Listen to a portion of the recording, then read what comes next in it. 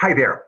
This is the first of 3 videos to celebrate the tricentennial of our little town. 300 years can be either a short or a really long time, depending on where you are or your perspective. Our story starts 15,000 years ago. I planned to do this live, but COVID decreed otherwise. Hanover Township, New Jersey, helped make America great with industry, innovation, caring, courage, and pride. Its birthday is on an important date. December 7th, the Japanese attacked Pearl Harbor. 2,403 men died. 19 ships, including 8 battleships, were damaged or destroyed. One was the USS Arizona, a super dreadnought, 2 football fields long, weighing 31,000 tons, a dozen 14-inch guns, 22 5-inchers, and more. She was beautiful too, here in New York Harbor. 1,177 of her crew died. 3 received the Congressional Medal of Honor, 2 posthumously. Over 1 million have died in U.S. military service. God rest their souls. 15,000 years ago, the Wisconsin Glacier visited Hanover Township to cover us with a mile of ice. Glaciers put huge boulders in impossible places, like Tripod Rock, 15 miles from Hanover Township. This one's in Washington. It weighs 880,000 pounds. I wonder how they weighed it. Our pudding stones were all delivered long before U.S. Mail, FedEx, or those guys in brown. The ridges from far to short hills show where the glacier went. When it melted, it created ancient Lake Passaic, 90 feet deep in spots. The great swamp in our meadows came from its sinking into the ground. Native Americans followed. This was originally placed outdoors to live as they did. Now it lives inside Town Hall. The Lenape, meaning original people, lived here for some 10,000 years. They call this area Lenapehoking. Europeans came. In 1682, William Penn signed a treaty with the Lenape. Penn's sons abused the agreement, but worse, European diseases, measles, smallpox, hit many Lenape. This peace pipe was used in 1752 when they signed the Treaty of Easton, Pennsylvania. The Lenape left here. 10,000 years of life ended. Lenape footprints remain under Route 10. Their mini-sink trail went from the Atlantic to the Delaware, named after Virginia's governor, Lord Delaware. Europeans saw the Lenape's black rocks, Sakasana, virtually pure iron. Whippany, today's Morris, Warren, and Sussex counties, had huge amounts, the 4th largest in the U.S. Explorers saw the power of the Whippany, today's Whippany River. You can't bring a river to iron, but can bring iron to a forge on its banks. The question is, what did they call here? The Swedes called our peninsula New Sweden. The Dutch, New Netherland. When did it become New Jersey? In March 1664, England's King Charles II gave a huge piece of the Americas to his brother James.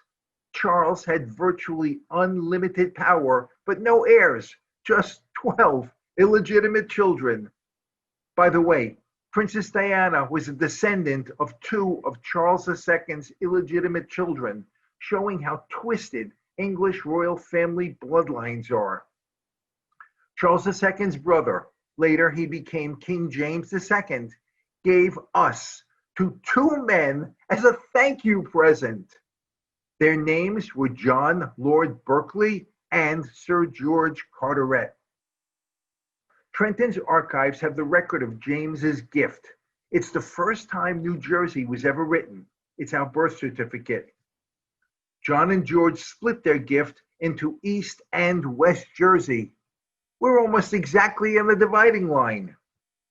In 1701, England's Act of Settlement, still its law, decreed English royals could not be Catholic. James II's daughter, Queen Anne, had no heirs, losing 17 babies. So when Anne died, non-Catholic second cousin George, German Prince of Hanover, became King of England, though he might not have been able to speak English. How weird. At the same time, a Mr. Ford damned the Whippinong to power a forge making iron bars from Sakasana. He started the iron industry out here. His forge lasted some 50 years. Schoolmaster John Richard's land was nearby. He gave it to his friends and neighbors. His headstone is the first dated colonial artifact out here, the first person we know of who is buried.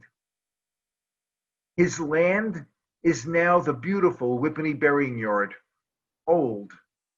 The word cemetery was only just entering the English language. One of Schoolmaster Richard's neighbors today is Sarah, from the line of Charlemagne, father of Europe. The second, President Bush, is of her line. It's amazing how Whippany is connected. Names on its headstones show how much time has passed. Elijah, Keturah, Jared, Noadiah. There are 5 Phoebes and an Uzel. Colonel Tuttle was born in 1698, French and Indian War, blacksmith. 4 of his wives rest nearby. The 5th, Mary, was quite contrary. She reposes in East Hanover. Must have been quite a fight. His crypt has a bunch of mysteries. In it were 2, maybe cornerstones. Is one the first churches built in 1710? Whippany's first Presbyterian church is 124 years younger, from 1834. Though we don't know where it stood in the burying yard, there's a big cross to remember the 1710 one. Was this the cornerstone of the region's first school? How did it get into Colonel Tuttle's crypt?